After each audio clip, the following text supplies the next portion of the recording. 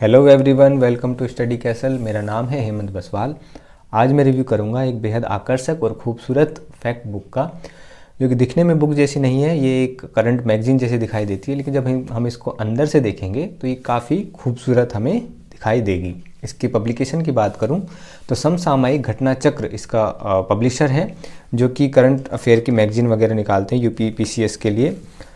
इसके साथ में इसकी पब्लिकेशन की ईयर बताऊं तो 2021 में ही इसका फर्स्ट एडिशन आया है। तो ये नई कहें कि नई अप्रोच है। नई अप्रोच तो नहीं कहेंगे, हालांकि ऐसी चीज़ें आती हैं, लेकिन जो खूबसूरती इसमें है वो खूबसूरती मुझे नई लगी।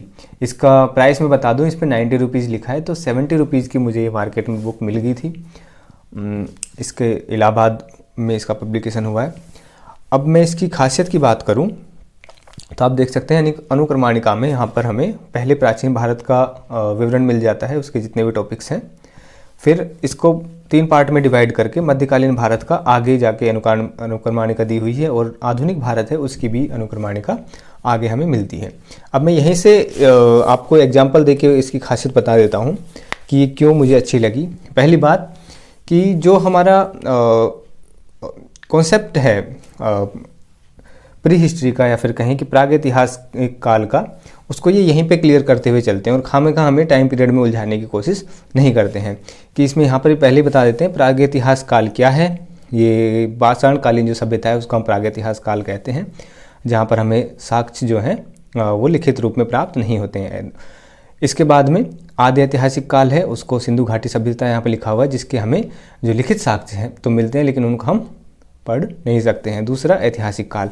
और इसके बाद में जैसे पुरापाषाण काल, मध्यपाषाण काल और नवपाषाण काल है, इसमें टाइम फ्रेम देने के बजाय यहाँ पे जो उसके कॉन्सेप्ट्स हैं जहाँ से क्वेश्चन आते हैं, क्योंकि हम टाइम फ्रेम में बहुत ज़्यादा कन्फ्यूजन होता है लोगों को कि ये इस बुक में वो दिया हुआ है और दूसरी बुक में कुछ और टाइम फ्रेम दिया हुआ है, लेकिन यहाँ पे हमें उसमें उलझाने की कोशिश नहीं करते हैं, क्योंकि वहाँ से क्वेश्चन नहीं आते हैं। और जहाँ से क्वेश्चन आते हैं और जो हमें कॉन्सेप्ट असल में समझने की ज़रूरत है, उसी पर ये बुक पूरी की पूरी फोकस करती है। और यहाँ पे हमें उन सब की खासियतें या फिर विशेषताएं वो बता देते हैं, जैसे शिकारी और खाद्य संग्राहक है पुरापाषाण काल का, और पुरापाषाण काल के लास्ट फेज में हमें पशुपालन और कृषि वगैरह के जो साक्ष्य हैं वो थोड़े बहुत हमें दिखाई देने लगते हैं। उसके बाद में मध्यपाषाण काल, नवपाषाण काल के जो भी विशेषता है वो हमें यहाँ पर मिल जाती हैं। अब इसकी फैक्ट्स की बात करूँ तो बिल्कुल इसको ऐसा भी नहीं बनाया है कि बिल्कुल इसके अंदर सिर्फ फैक्ट और फैक्ट हों। इसको एक कहें कि प्रेजेंटेशन का एक तरीका है कि जो हमें चीज़ों को मेमोराइज करने में और दोबारा रिवीजन अगर हम करते हैं, क्विक रिवीजन अगर हम करते हैं, तो उसके लिए हमें काफ़ी ज़्यादा बेनिफिशियल होता है। हालांकि ये लिखी गई है जो स्टेट पीसीएस के जो एग्ज़ाम होते हैं या फिर यूपीएससी के एग्ज़ाम होते हैं, वहाँ पर जो हिस्ट्री आती है उसके अकॉर्डिंग इसको लिखा गया है। लेकिन जब ये एक बुक है हिस्ट्री की, तो इस वजह से मैं इसको रिव्यू कर रहा हूँ, क्योंकि ये नेट में भी हमें काफ़ी बेनिफिशियल हो सकती है अगर हमें क्विक रिवीजन करना है। क्योंकि हम शॉर्ट नोट्स जब बनाते हैं तो वो भी हम इसी प्रकार के बनाते हैं। यहाँ जो फैक्ट्स हैं उनको मैंने चेक किया था, क्योंकि फैक्ट्स में काफ़ी लोगों को कन्फ्यूजन रहता है कि जो फैक्ट बुक होती हैं उनमें कुछ चीज़ें गलत दी हुई होती हैं। लेकिन इसमें जो फैक्ट्स मैंने देखे, हालांकि हमें कन्फ्यूजन लगेगा शुरू में पढ़ने पे कहीं कहीं पे, लेकिन जब मैंने उनको जो बेस बुक है वहाँ से टेक्स्ट बुक से जब मैंने उनको देखा, जिन फैक्ट्स पे डिबेट है, तो वो इसी प्रकार के उनसे कंक्लूजन हमें निकल के आता है जो कि फैक्ट इसके अंदर बताए हुए हैं। तो फैक्चुअल रूप से भी इसमें गलतियां मुझे ऐसी कुछ खास नज़र नहीं आई हैं, तो इस पे हम रिलाई कर सकते हैं। दूसरा, इसका जो सबसे बड़ी खासियत है वो यही है कि इसमें जो प्रेजेंटेशन है एक एक चीज़ का, जैसे मोहनजोदड़ो है उसको इस तरह से यहाँ पर इन्होंने प्रेजेंट किया है। जो प्राप्त क्या क्या साक्ष्य हैं वो सारे यहाँ पर एक तरह से बता दिए गए हैं। फिर लोथल ले लिया है, चनहूदड़ो ले लिया है, कालीबंगा ले लिया, धुलेवेरे ले लिया है। अब मैं आपको अगले टाइम फ्रेम में लेके चलता हूँ।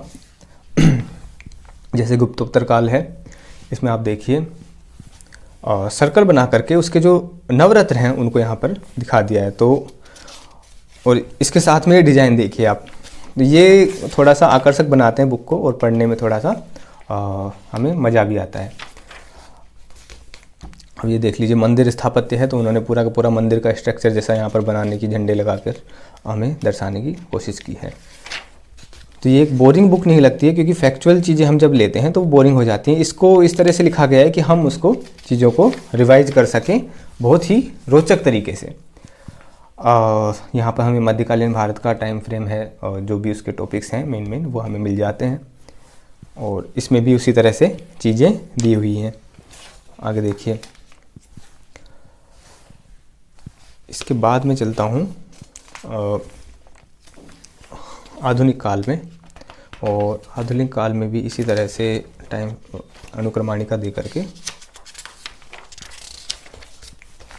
अनुक्रमणिका क्योंकि सबसे ज़्यादा टॉपिक्स जो है वो आधुनिक भारत कवर करता है, जहाँ से ज़्यादा क्वेश्चन स्टेट पीसीएस और यूपीएससी वगैरह में बनते हैं, तो इसलिए उसमें सबसे ज़्यादा ध्यान दिया गया है। और वहाँ जब हम कोई भी बुक पढ़ते हैं आधुनिक भारत की, वो ज़्यादा बड़ी हमें दिखाई देती है फैक्चुअल रूप से, और जब उनकी फैक्ट बुक देखते हैं तो वो भी इसी तरह से हमें घोच पोच, जैसे कि थोड़ा सा यहाँ भी हो गया है, फैक्ट ज़्यादा लिख दिए तो उतना थोड़ा सा कंजेस्टन हमें दिख रहा है जितना पहले नहीं दिख रहा था। अब मैं एक एग्जाम्पल आपको देने वाला था। अब ये देखिए, जैसे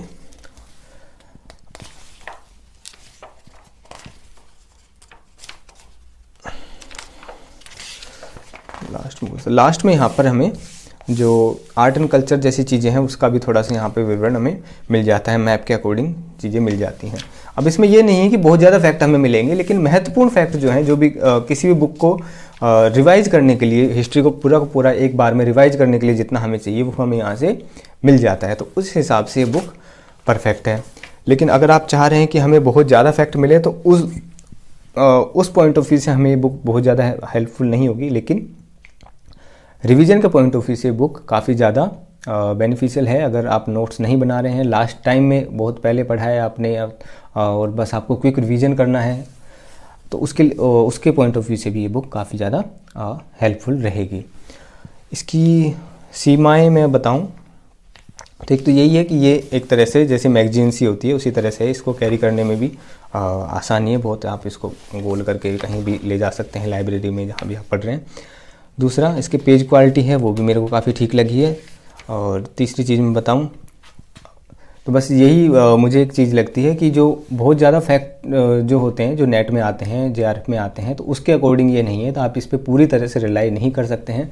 सिर्फ ये आपको या तो एग्ज़ाम टाइम से पहले 1 दिन 2 दिन पहले तब पढ़ने के लिए, या फिर आपने थोड़ा पहले पढ़ा हुआ है, उन चीज़ों को एकदम से रिवाइज करना है और फिर से मेमोराइज करना है चीज़ों को, तो उस हिसाब से ये बुक काफ़ी ज़्यादा हेल्पफुल हो जाती है।